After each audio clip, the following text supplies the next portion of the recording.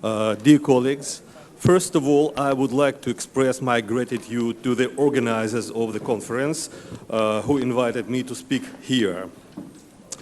I would like to start my talk with quotation from the quintessential British imperialist Winston Churchill, who in the year 1940 wrote in a letter that Great Britain was fighting not against Hitler and not even against National Socialism, but against the spirit of German people, against the spirit of Schiller, so that this spirit would never reborn. But now we are here at the conference, which is organized by Schiller Institute, and it is a kind of our asymmetrical answer to British Empire. I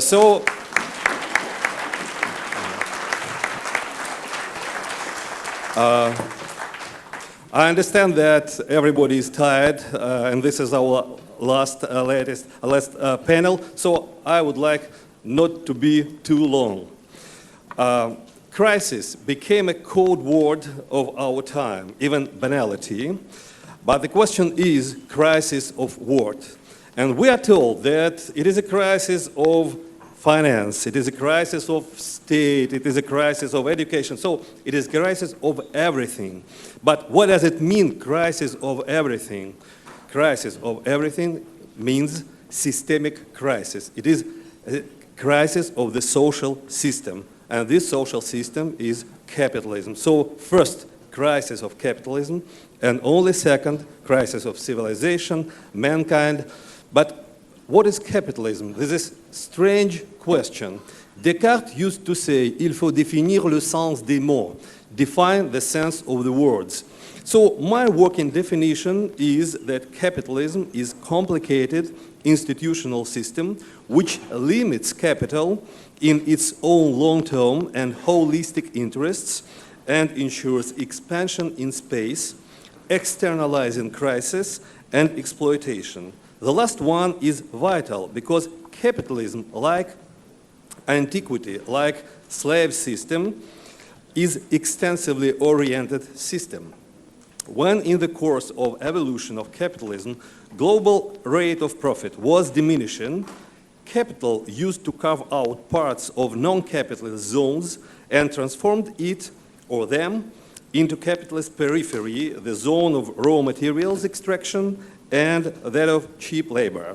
But in 1991, with the fall of the socialist camp, including the USSR, and with the start of semi-gangster type of capitalism in Russia, non-capitalist zones evaporated.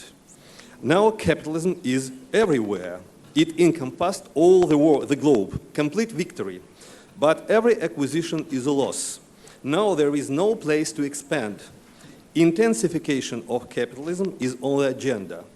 But the problem is that capitalism is extensively constructed system in principle. Several institutions, nation state, civil society, politics, and mass education limit capital's possibility to exploit the core of the system, the way and at the scale it does in the periphery. The institution I have mentioned externalize exploitation somewhat compared to the way Solon's reforms did in ancient Athens.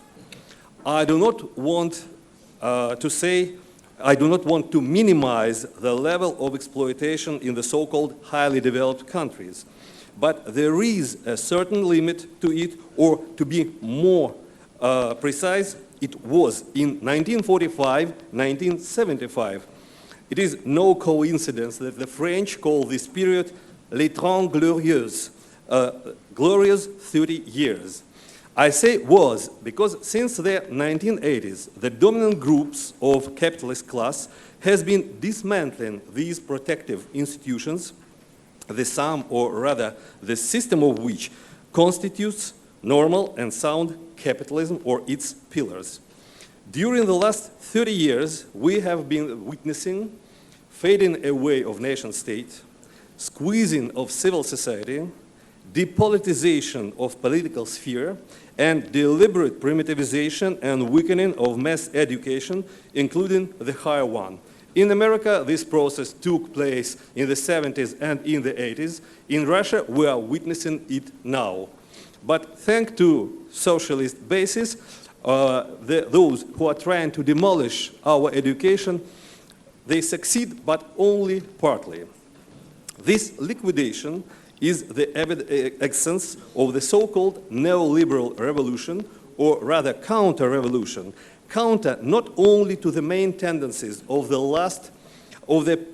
post-war 30 years, but also to the whole period of the European history since the Renaissance. It is not just a regress, it is counter-progress. It is deliberate counter-progress. And during the last 30 years, we have been living in crisis. And this crisis, neoliberal counter-revolution, is man-made, it is artificial, or it has been artificial because it seems that at the beginning of the 21st century, the crisis began to come out of control of its masters, of the lords of the crisis rings. We can fix it indirectly in the conflicts of different segments of global elite, in the activities of their closed organizations, and in the statements of high functionaries. It is enough just to remember what Christine Lagarde was saying in October in Tokyo at the meeting of IMF and World Bank, and what was the essence of the report of Morgan Stanley Management in June last year. The guiding document of neoliberal counter-revolution was the report Crisis of Democracy, written at the request of the Trilateral Commission by Huntington, Crozier, and Watanuki in 1975. The document is very interesting. The authors wrote that the only cure for the evils of democracy is not more democracy, but the world and the United States today need a greater degree of moderation in democracy. The report argued that for a democratic political system to function effectively, it usually requires some measure of apathy and non-involvement on the part of some individuals and groups. They meant middle class and upper groups of the working class. The democratic surge was, it was saying in the report, a general challenge to existing systems of authority, public and private, and the main conclusion was a diminution of public influence is needed. So, in fact, this document was a reaction at the rise of middle class and working class due to industrialization of the 30 post-war years. The solution was very simple: deindustrialization. Deindustrialization of North Atlantic core and offensive against the middle class and working class. And we saw it in Thatcherism and Reaganomics. The industrialization of the West, which began in the 1980s, ideologically has been under preparation for a long period of time, since the 1860s, 1880s in Great Britain.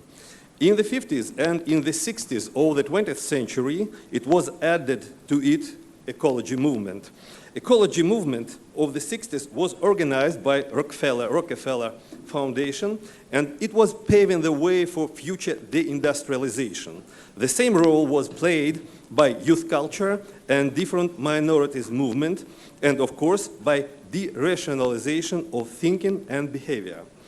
The 80s saw the rise of irrational cults, deterioration of mass and higher education, and of course, supplanting of science fiction by fantasy.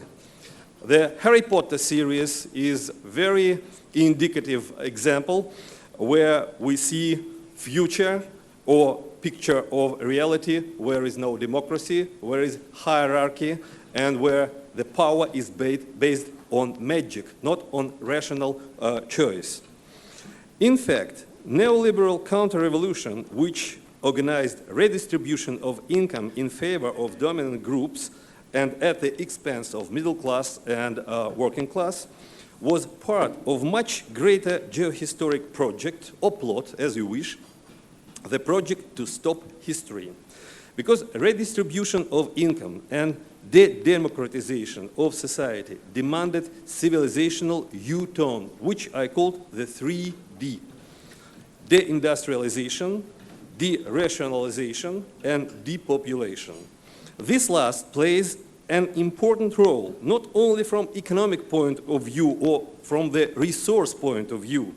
It is much easier to control 2 billion people than 7 or 8 billion people. Depopulation project is financed by the same structures which finance ecology movement, etc. Neoliberal counter-revolution was crisis in itself, but it was intended to be ruled, governed crisis. Yet, in the beginning of the 21st century, the process seems to come out of control, as I said. Hegel used to call such situation perfidy of history. So we have double crisis, man-made and being planned, and a new crisis, a chaotic one. To deal with the crisis, one has to have will and reason, or rather first reason to understand, and second, the will to put reason into action.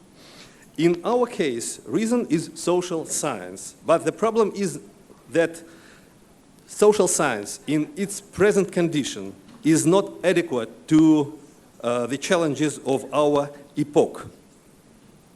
Its main agent of social science is expert who knows more and more about less and less. And there is a deterioration of knowledge. Knowledge is becoming more and more empiric, statistical case studies without theory, without scientific imagination, and so on. Firstly, the disciplinary net of the late 19th century, which is our inheritance from the 19th century, economy, sociology, and political science, in fact, doesn't catch social reality as a whole, only parts of it. Basic unit of analysis of sociology is civil society, but if it is shrinking, it means that sociology can tell us less and less about the world we live and the world we enter. Fernand Braudel used to say, capitalism, c'est l'ennemi du marché. Capitalism is enemy of the market. Rather, capitalism is balance between monopoly and market. But now we can see that transnational corporate monopolization is pushing market away. I would like to remind you about the research by Andy Coghlan and Deborah Mackenzie, placed in October 2011 at the site of the New Scientists. This group of scholars showed that 147 companies, 1% of all, control 40% of world economy, and it is very indicative. This means that modern economy, whose basic unit of analysis is market, conceals more than it shows. Politics and nation-state are fading away, and this means that political science, with its basic units of analysis, politics and state, cannot adequately not only to conceptualize, but just depict real power relations, especially on global level. Secondly, there is one more serious problem with political science. Real power is usually secret or semi-secret shadow power. Conventional political science has neither concepts nor methods to analyze this type of power. The more democratic was becoming the facade of the Western societies in the 19th and 20th century, the less real power it had. This power was channelized in closed clubs, supranational structures, etc. What I'm saying is banal and trivial, but political science in its present condition cannot analyze real power relations. Integration of these structures as as units of analysis in conventional political science will in fact blow it up. So a new social science is needed, studying real world and not that which professor scholarship fixes as real. A new social science with new disciplines, new concepts, Social force, which will be able to create such new type of scholarship, have best chances to win 21st century, or at least to undermine attempts to cut us from our European legacy. It is evident that new scholarship can be created only by structures of the new type. Which structures analyze reality today? First of all, scientific structures and analytical branches of secret services, but both are in deep crisis. Today we are witnessing crisis of both scientific structures and secret services of if it's their analytical branches. Scholarship appears not to be able to work with enormous volumes of information and feels awkward in the with analyzing informational streams. The gap between informational streams, including professional ones, and standard level of standard scholar is growing. Instead of scholars, as I said, we have experts who know more and more about less and less. The whole picture reminds the situation of scholasticism at the end of the 15th century. Miniaturization of research, case studies, and no universal lexicon between different spheres of knowledge. As for analytical branches of secret services, they seem to be unable to work in the world where almost all significant information can be found in open sources. And this transforms the whole business. So there is need to create, in principle, new structures. I prefer to call them cognitive intelligence structures. They must combine the best features of scholarship structures and those of secret societies.